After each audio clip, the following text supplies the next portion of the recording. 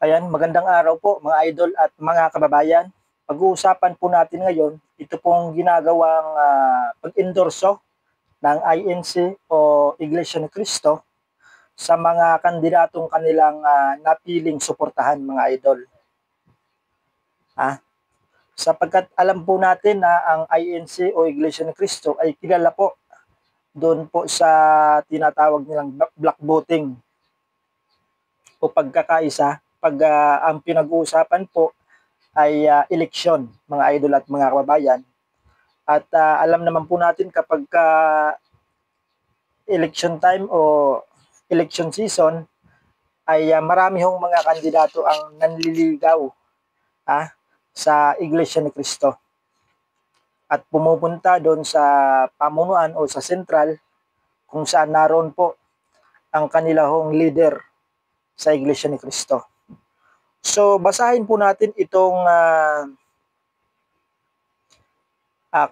post nitong Country Mail Online at malalaman po natin dito kung gaano po kahalaga na ang isang kandidato ay masuportahan ng Iglesia ni Cristo. Ito po, basahin ko po sa inyo mga idol. Ipinuspito ng Country Mail Online 3 days ago na po. Ito. Liyamado ang kandidatong gobernador na susuportahan ng Iglesia ni Cristo. Malaki ang posibilidad na magwawagi sa May 12, 2025 election ang kandidatong gobernador na makakakuha ng basbas ng Iglesia ni Cristo or INC. Sa Pangasinan ay return bout sina re-electionist Governor Ramon Monmon B. Gueco III at dating Governor Amado Pugi ay Espino III. Tuwing eleksyon ay subok na ang black voting ng mga miyembro ng Iglesia ni Cristo. Base sa kanilang paniniwala, hango sa Biblia na pagkakaisahan ang mapipili nilang kandidato. Noong 2019, mga idol at mga kababayan, ay nakuha ni re-electionist Governor Pogi Espino ang suporta ng INC.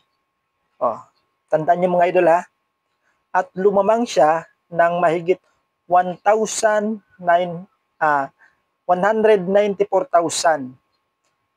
na boto sa nakatunggali niyang si dating Alaminos Mayor Arthur F. Celeste. Yung lamang daw nitong si Espino dito sa kanyang kalaban noong 2019 na si Arthur F. Celeste ay 194,000.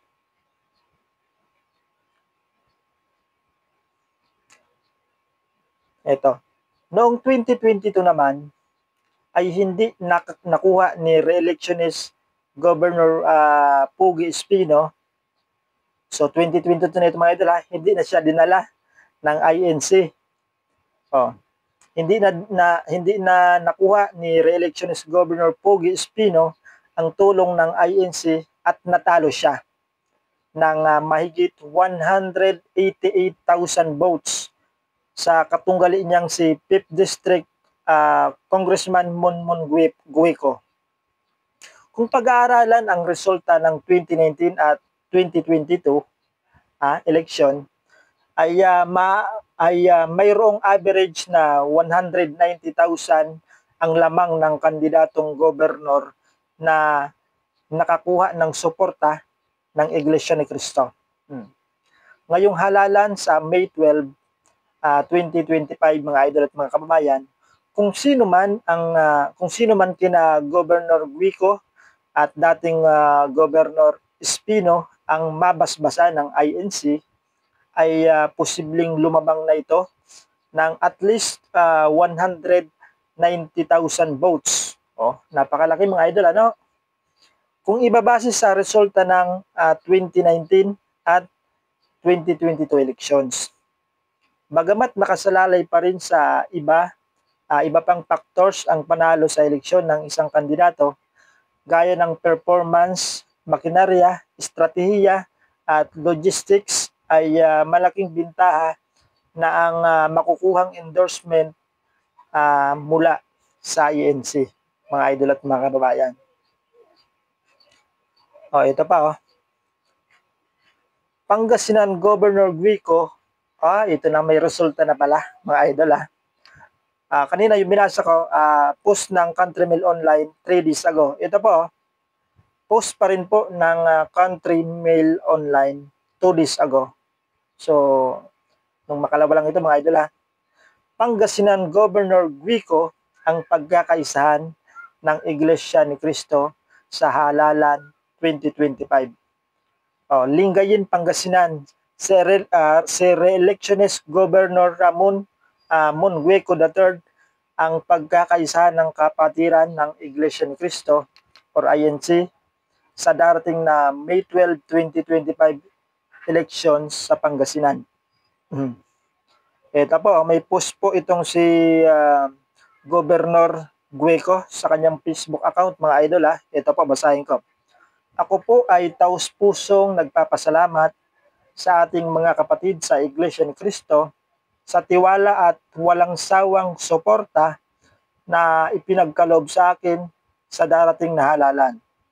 Yan po yung sabi ni Governor Guico. Si Governor Guico ay tatakbo para sa kanyang ikalawang termino at muling makakatunggali si dating Governor Amado Pugi Espino III.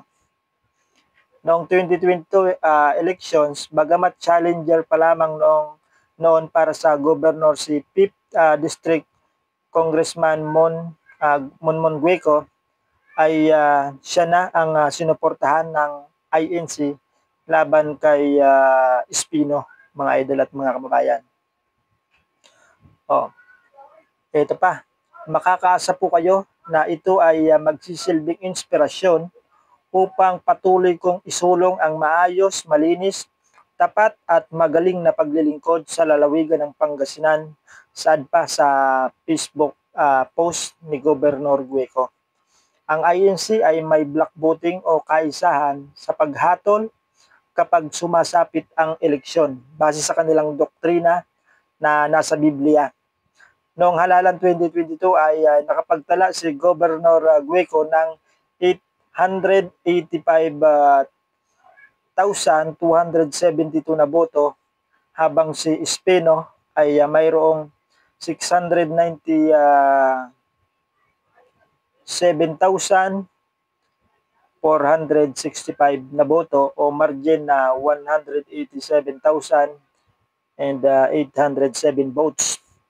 Sa mahigpitang laban sa eleksyon sa isang lugar ay malaking bintaha.